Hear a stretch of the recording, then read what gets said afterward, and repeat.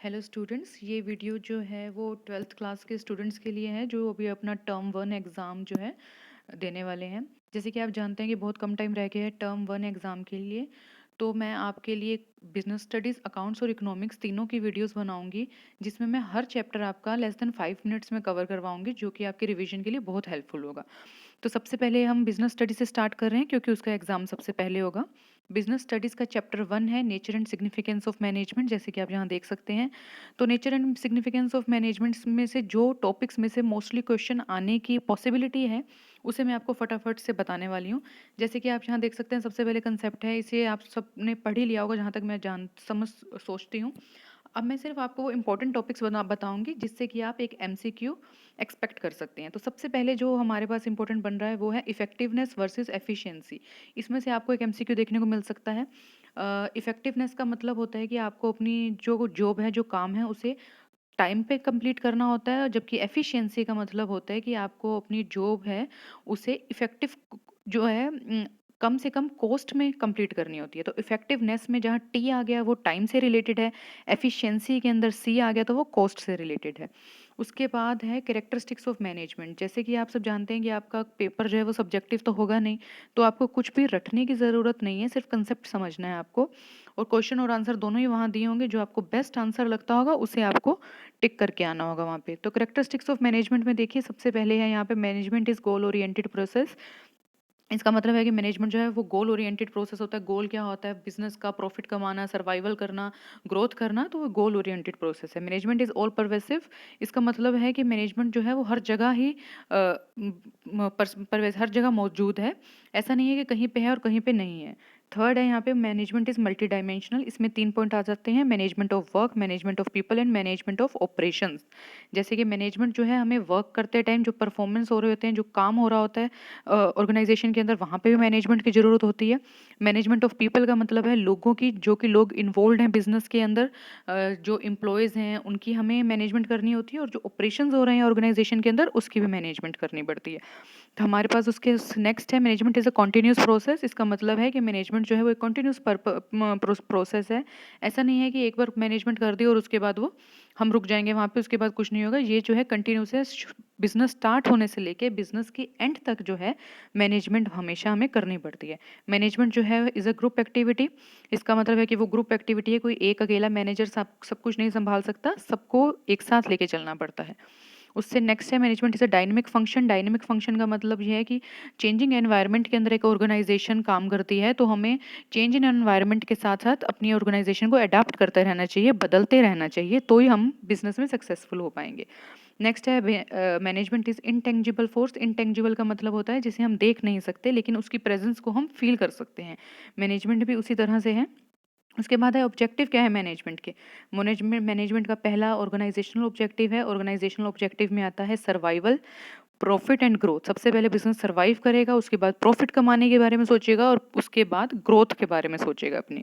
Next है यहाँ पे सोशल ऑब्जेक्टिव। सोशल ऑब्जेक्टिव का मतलब क्या हुआ? बिजनेस जो है, ऑर्गेनाइजेशन जो है, एक सोसाइटी के अंदर रहती है, वो सोसाइटी से कुछ बेनिफिट ले रही है, तो एज अ रिटर्न उसे सोसाइटी में बेनिफिट देने भी होंगे। सोसाइटी में क्या क्या बेनिफिट दे सकती है वो? कि इन्वायरमेंटल फ्रेंडली मेथड्स को अपनाया जा सकता है प्रोडक्शन के लिए, एम्प्लॉयमेंट अपॉर्चुनिटीज़ क्रिएट की जा सकती हैं सोसाइटी के अंदर, जो अंडर प्रिविलेज्ड सेक्टर हैं सोसाइटी के, वहाँ पे हमारे को बेसिक अमेनिटीज़ जैसे कि स्कूल, हेल्थ केयर, हॉस्पिटल्स वगैरह वहाँ पे हम दे सकते हैं। यहाँ पे एक क्वेश्चन आ सकता है ऐसा कि सोशल ऑब्जेक्टिव के अंदर क्या क्या इन्वॉल्व होता है, तो आप ये पढ़ लीजिएगा। इन्वायरमेंट फ्रेंडली मेथड्स लेने होंगे, एम्प्लॉयमेंट अपॉर्चुनिटीज़ होंगी, और under privileged section of society को बेसिक अमेनिटीज़ प्रोवाइड करनी होगी। नेक्स्ट यहाँ पे है कि पर्सोनल ऑब्जेक्टिव। पर्सोनल ऑब्जेक्टिव का मतलब क्या हुआ? कि ऑर्गेनाइजेशन के अंदर काफ़ी सारे लोग जो है वो इन्वॉल्व होते हैं, जो एम्प्लॉयज़ हैं ऑर्गेनाइजेशन के, तो मैनेजमेंट को एक ऐसा बीच का रास्ता चुनना होगा जहाँ पे उन पर्सनल के भी ऑब्जेक्टिव पूरे हो जाएं और ऑर्गेनाइजेशन के मैनेजमेंट ऑब्जेक्टिव भी पूरे हो जाएं। उसके बाद इंपॉर्टेंस क्या है मैनेजमेंट की? मैनेजमेंट जो है हेल्प करता है in achieving group goals.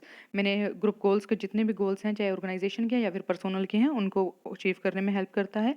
Next है मैनेजमेंट इंक्रीजेस एफिशिएंसी, वो एफिशिएंसी को इंक्रीज करता है, कॉस्ट को कम करता है। Management creates a dynamic organisation, मतलब कि डायनेमिक ऑर्गेनाइजेशन का मतलब हुआ चेंजिंग जो इन्वायरमेंट में आ रहा है, न्यू टेक्नोलॉजिकल चेंजेस आ रहे हैं, उसके साथ अडाप्ट करवा के चेंज करके बिजनेस को और ग्रोथ करवाता है। Management helps in achieving personal objectives, ये वही बातें जो पहले हमने पढ़ी हैं उसको अब ये कर दिया कि वो जितने भी ऑब्जेक्टिव हैं वो पूरे हो रहे हैं। Management help in development of society, ये पॉइंट भी हम कवर कर चुके हैं। उसके बाद एक क्वेश्चन आपको यहाँ से ज़रूर मिलेगा कि मैनेजमेंट की नेचर क्या है। मैनेजमेंट एक आर्ट है, साइंस है या प्रोफेशन है। इसमें आप सबके सब पढ़ लीजिएगा कि इसकी क्या क्या बीच में से वो होते हैं। और बाकी आपको इन शॉर्ट जो बता दिया जाए तो ये है कि मैनेजमेंट एक प्रोफेशन नहीं है, वो एक आर्ट और साइंस दोनों है। इस पे एक शॉर्ट क्वेश्चन भी मैंने बनाया है अपनी चैनल पे जाके, आप वो देखिएगा। उसके बाद आता है level of management. Level of management कौन कौन से होते हैं? एक होता है टॉप लेवल, एक होता है मिडल लेवल और एक थर्ड होता है सुपरवाइजरी ऑपरेशनल लेवल, या फिर उसको हम लो लेवल भी कह सकते हैं। तो ये पिरामिड है।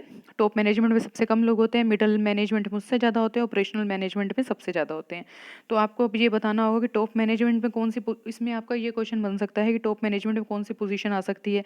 जैसे कि सीईओ है, चेयरमैन है, चीफ ऑपरेटिंग ऑफिसर है, प्रेसिडेंट है, वाइस प्रेसिडेंट है, ये सारे आपके टॉप मैनेजमेंट में आते हैं। मिडल मैनेजमेंट में जो होते हैं वो मैनेजर्स होते हैं, जैसे कि प्रोड्यूसर मैनेजर कौन है, हमारा मैन्युफैक्चरिंग मैनेजमेंट कौन संभाल रहा है, वो सब हमारे मिडल मैनेजमेंट में आते हैं। और फिर जो सबसे फोरमैन जो होते हैं और सुपरवाइजर्स जो होते हैं वो ऑपरेशनल मैनेजमेंट और सुपरवाइजरी के अंडर आते हैं। तो ये जरूर पढ़ लीजिएगा, इसका भी एक क्वेश्चन बन सकता है। उसके बाद आता है functions of management. Functions of management में क्या क्या आता है हमारे पास? प्लानिंग आता है, ऑर्गेनाइजिंग आता है, स्टाफिंग आता है, डायरेक्टिंग आता है और कंट्रोलिंग आता है। सबसे पहले प्लानिंग, ये इसकी सीरीज भी आपको लर्न करनी पड़ेगी, वो बहुत इंपॉर्टेंट है। प्लानिंग, ऑर्गेनाइजिंग, उसके बाद आता है स्टाफिंग, फिर आता है डायरेक्टिंग और फिर आता है कंट्रोलिंग। प्लानिंग का क्या मतलब होता है? हमारे को फ्यूचर में प्लान करना होता है कि आगे हमने जाके what to do, how to do और व्हेन टू डू। उसके बाद ऑर्गेनाइज करना पड़ता है, सबकी हमारे को ड्यूटीज असाइन करनी पड़ती हैं, ग्रुप टास्क को ग्रुपिंग करनी पड़ती है और अथॉरिटी को जो है वो एस्टेब्लिश करना पड़ता है और रिसोर्सेज को एलोकेट करना पड़ता है। स्टाफिंग के अंदर हमारे को ये देखना पड़ता है कि हमें फाइंड करना पड़ता है right kind of people for right job. Directing में हमें क्या करना पड़ता है? हमें उन लोगों को काम बता के उनको मोटिवेट करना पड़ता है। डायरेक्टिंग के अंदर मोटिवेशन और लीडरशिप जो है वो आते हैं। आपसे ये क्वेश्चन में पूछा जा सकता है कि मोटिवेशन और लीडरशिप कहाँ आते हैं, तो वो डायरेक्टिंग के अंदर आते हैं।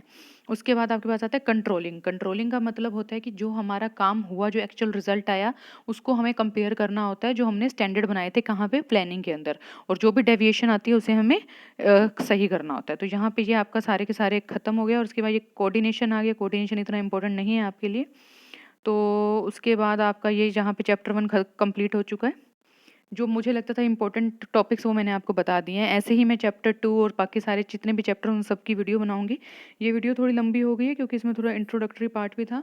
बाकी वीडियोस को मैं लेस देन 5 मिनट्स में बनाने की कोशिश करूंगी और जहाँ तक आपकी पूरी बिजनेस स्टडीज़ है वो आपकी विद इन 30 मिनट्स जो है कंप्लीट हो जाएगी, रिवाइज हो जाएगी। इसलिए प्लीज़ मेरे चैनल को सब्सक्राइब कीजिए ताकि आप बाकी वीडियोज़ भी देख सकें। Okay, thank you.